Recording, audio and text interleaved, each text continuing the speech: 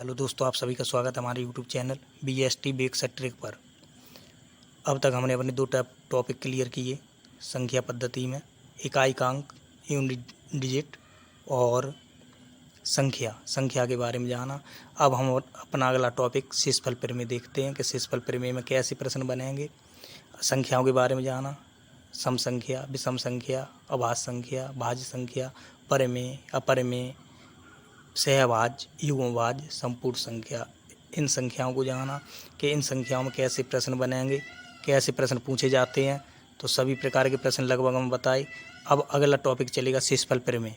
शेषफल प्रमेय सभी को पता है कि शेषफल प्रमेय, शेषफल क्या होता है। तो रिमाइंडर, शेषफल का मतलब जब हम एक संख्या हम दूसरी संख्या से भाग देते हैं तो कुछ ना कुछ शेषफल बचता है। तो शेषफल के ही बारे में देखते हैं। शेषफल में सबसे पहले हम देखते हैं कि छोटे छोटे प्रश्न देखते हैं कि शेषफल में कैसे प्रश्न बनते हैं। जैसे मान के चलो, अगर हम कहें कि 5/3, तो इसका मतलब है कि 3 का भाग हमें 5 में दें तो शेष कितना बचेगा। तो हमें सीधी सीधी बात है कि 3 का भाग अगर 5 में देंगे तो 3 एकम 3, शेष बचा हमारा 2, शेष बचा हमारा 2। बस हमें इतना अंतर है कि भाग हमें देकर नहीं देखना है, डायरेक्ट पता लगाना कि हमें उत्तर हमारा कितना होगा, बस और कुछ नहीं। ऐसे ही अगर और देखें कि 7/3, तो 3 का भाग 7 में दें तो 3 दूनी 6, रिमाइंडर हमारा आएगा 1, बात ख़त्म हो गई। ऐसे ही अगर कहें कि 15 में हम 4 से भाग दें तो रिमाइंडर बताओ कितना होगा। तो 4 12, कितना बचा 3, 3 शेष बचा। ऐसे प्रश्न बनते हैं। ऐसे हमें देखना होगा कि हमारा रिमाइंडर कितना बचता है। ऐसे ही अगर हम बात करें कि अगर हम कहें कि 3/4, तो अब वो कहता है कि 4 का भाग 3 में दो, अब रिमाइंडर बताओ कितना होगा। तो जब भी याद रखना कि जब भी हम छोटी संख्या हम बड़ी संख्या से भाग देते हैं तो रिमाइंडर जो छोटी संख्या है वही हमारा रिमाइंडर कहलाती है, शेषफल हमारा वही होगी। जैसे ये कहता है कि 3 में 4 का भाग दो, तो 4 बड़ी है 3 छोटी है, तो भाग क्या दें इस समय, तो यही शेष हमारा बचेगा। तो शेष कितना बचेगा 3। ऐसे ही अगर कोई लिखा कि 11/13, 11/13, अब कह के रिमाइंडर बताओ, तो रिमाइंडर तुरंत पता होना चाहिए कि 11 कैसी संख्या है, छोटी संख्या है, तो उत्तर होगा हमारा 11। ऐसे प्रश्न पूछ लिए जाते हैं। कभी कभार क्या होता है कि अंश जो होता है वो हमारा ऋणात्मक दे देता है, नेगेटिव दे देता है। जैसे हम एक एग्जाम्पल और देख लेते हैं, जैसे -1 और बट्टे में लिख दे 3। अब बताओ रिमाइंडर कितना होगा। तो हम क्या काम करेंगे, जो हर है हर में से अंश को घटा देंगे। तो 3 में से 1 घटा दो, कितना बचा 2 बचा, बात खत्म हो गई। यही हमारा शेषफल हो जाता है। ऐसे ही अगली बात आएगी कि अगर वो कहता -5 है बट्टा 7 है, अब बताओ रिमाइंडर कितना होगा। तो 7 में से 5 घटा दो, उत्तर होगा हमारा कितना होगा 2 होगा। ऐसे ही अगर बात आए कि -7 है और ये कहे कि 4 से भाग दो, अब बताओ रिमाइंडर कितना होगा। तो सबसे पहले क्या करेंगे, 4 में से 7 घटाएंगे। अब 4 में 7 घटाएंगे तो हमें बचेगा माइनस में, कि -3।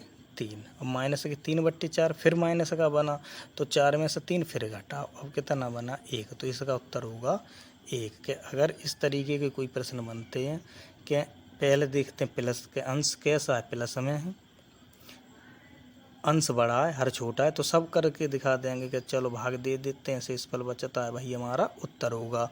ऐसी बात आएगी जब अंश छोटा हो हर बड़ा हो, तो जो छोटा अंश है वही हमारा शेषफल कहलाता है। फिर अगली बात आती है अंश अगर हमारा ऋणात्मक है, माइनस का है, तब हम शेषफल कैसे बताएंगे। तो हर में से अंश को जब तक घटाएंगे जब तक कि हमें संख्या प्लस में ना मिल जाए। जहाँ हमें संख्या प्लस में मिल जाए वही हमारा शेषफल हो जाता है। फिर शेषफल प्रमेय से जो प्रश्न बनते हैं वो हमारे 2 प्रकार के बनते हैं। यह सीरीज जो बनेगी वो सीरीज जैसा मैंने इकाई के अंक में बताई, वैसे ही सीरीज होगी कि योगात्मक, या सीरीज होगी हमारी गुणात्मक। योगात्मक के प्रश्न जैसे वैसे ही बन जाते हैं, जैसे 1 + 2 + 3 + 4 और भाग कहे कि 7 से भाग दो। अब बताओ रिमाइंडर कितना होगा। तो हमें क्या काम करना है, जोड़ना है। 4 3 7 और 2 9 और 1 10।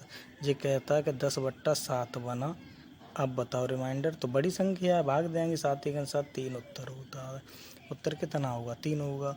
ऐसे ही अगर हम मान लो बड़ी संख्या ले लें कि संख्या हमारी कैसी है, बड़ी है, कि अगर हम कहें 14 धन 15 प्लस 16 प्लस 17 और बट्टे में कर दें 4, अब कहे कि शेष रिमाइंडर बताओ कितना होगा, तो 4 का भाग दें 14 में, शेष कितना बचे। अगर अब इन सब को जोड़ें, यहाँ देखो इन सब को जोड़ें तो थोड़ा टाइम ज़्यादा लगेगा, तो क्यों ना हम छोटा करें। चाहे सीरीज हमारी योगात्मक हो, चाहे सीरीज हमारी ऋणात्मक हो, चाहे सीरीज हमारी गुणात्मक हो। जैसी सीरीज हो हम सबसे पहले क्या काम करें, अगर बड़ी संख्या है तो सबसे पहले अलग अलग भाग दे देते हैं।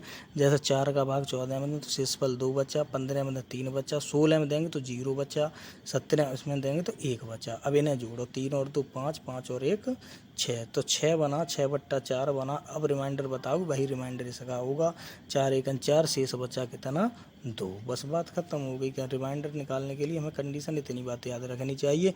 अगर सीरीज हमारी योगात्मक है तो सबसे पहले हम अलग अलग भाग दे देते हैं, अलग अलग भाग दे देते हैं, जो आता है वही हमारा रिमाइंडर हो जाता है। संख्या छोटी करनी है हमें, छोटी छोटी अपनी टाइम की बचत करनी है, केवल टाइम को बचाना है। ऐसी गुणात्मक, गुणात्मक में क्या होता है कि 1 गुणा 2 गुणा 3 गुणा 4 गुणा 5 है। ये कहता है कि इसमें बताओ 3, अब रिमाइंडर है कितना होगा, रिमाइंडर बताना कि रिमाइंडर कितना होगा। तो यहाँ देखो, अगर हम इन सब का गुणा करें 5 चौक 20, 20 तिया 60, 60 दूनी 120, 120 बना 120/3, ठीक है। 5 चौक 20, 20 तिया 60, 60 दूनी 120, ऐसे ही बना। चाहे इधर से कर सकते हो, 2 1 2 2 तिया 6 6 चौक 24, फिर 24 में 5 का गुणा करोगे तो ऐसे करके बन जाता है। तो 120, अब भाग दो तो 3 चौक 12, पूरा पूरा भाग जाता है, तो रिमाइंडर कितना बना 0। दूसरी कंडीशन और बताते हैं कि अंश, तो सीरीज कैसी है, सीरीज अगर हमारी गुणात्मक है और कोई भी एक ऐसी संख्या है, कोई भी एक ऐसी संख्या है जो हर से पूर्णतः विभाजित होती है। जैसे 3 का भाग 3 में दें तो यहाँ शेष बचेगा 0, और सब की सब संख्या किस समय गुणा में है, तो फिर आगे करने की कोई ज़रूरत नहीं है। सीधी सीधी बात है कि जब कहीं एक जगह अगर हमारा रिमाइंडर 0 होता है, शेषफल 0 होता है, तो उस पूरे प्रश्न का उत्तर रिमाइंडर कितना होगा 0 होगा। एक प्रश्न और देख लेते हैं कि अगर वो कहता है कि 16 × 17 × 18 × 19 और भाग दिलवाता है कि 9 से भाग देता हूँ और रिमाइंडर बताओ कितना होगा रिमाइंडर। तो गुणा में संख्या देखते हैं, तो सबसे पहले एक ऐसी संख्या देखो जो हर से पूर्णतः कट रही है। अगर कोई कट रही है तो तुरंत वहाँ पर हम क्या काम करें, पूरे प्रश्न का उत्तर 0 लगा देंगे। सीरीज गुणा में होनी चाहिए बस। जैसे अब 9 का भाग दे रहे हैं, 9 का 16 में नहीं, 17 में 18, जैसे ही 18 देखते हैं तो 9 के पहाड़े में, तो 9 दूनी 18, 18 पूर्णतः कटी तो भाग एक जगह शेष 0 मिला, एक जगह शेष 0 मिला। इन सब का पूरी सीरीज गुणा में, तो गुणा करेंगे तो पूरे का मान 0, तो रिमाइंडर कितना होगा 0 होगा। तो गुणा वाली सीरीज में ये बात हमें याद रख के चलनी। जैसे बहुत लंबी सीरीज दे दे, 1 गुणा 2 गुणा 3 गुणा एंड सो ऑन, और यहाँ दे देता है मान लो 99 और भाग देता है 14 से, और कहता है कि अब रिमाइंडर बताओ कितना होगा, रिमाइंडर बताना कितना होगा। तो अब जब सीरीज गुणा में और प्राकृतिक संख्या और सीरीज है कि 1 के बाद 2 आए, 2 के बाद 3 आए, 3 के बाद 4 आएंगे, फिर 5 आएंगे, फिर 6, फिर 7, फिर 8, ऐसे 14 भी आएंगे। तो जब 14 का भाग 14 में दे हुए तो वह जगह कितना बनेगा 0, एक जगह 0, पूरी सीरीज गुणा में है तो पूरे का मान 0। बस बात खत्म हो गई। इतनी बात याद रख के चलनी है शेषफल प्रमेय में। इतनी बात हमें हमेशा याद रख के चलनी है कि शेषफल प्रमेय में हमारा सीधा सीधा प्रश्न पूछ सकता है कि अंश बड़ा है, हर छोटा है, भाग दोगे उत्तर मिलेगा। अंश छोटा है, हर बड़ा है, तो जो अंश है वही हमारा शेषफल होगा। ठीक है, छोटी संख्या वही हमारी शेषफल हो जाएगी। माइनस का अंश है तो हम जब तक माइनस के अंश को हमेशा घटाएंगे जब तक कि हमें संख्या प्लस में ना मिल जाए, जब तक कि संख्या हमें प्लस में ना मिल जाए। फिर सवाल बनेंगे हमारे योगात्मक या प्रश्न बनेंगे हमारे गुणात्मक, योगात्मक सीरीज के या गुणात्मक सीरीज के।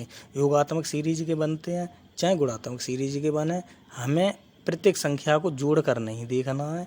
सबसे पहले अगर छोटी संख्या फिर तो जोड़ना है, अगर बड़ी संख्या तो सबसे पहले हम क्या काम करेंगे, हर से उन बड़ी संख्याओं में भाग देंगे, शेषफल निकालेंगे। अगर योगात्मक सीरीज है तो शेषफल को जोड़ेंगे, अगर गुणात्मक सीरीज है तो उन शेषफल में गुणा करेंगे।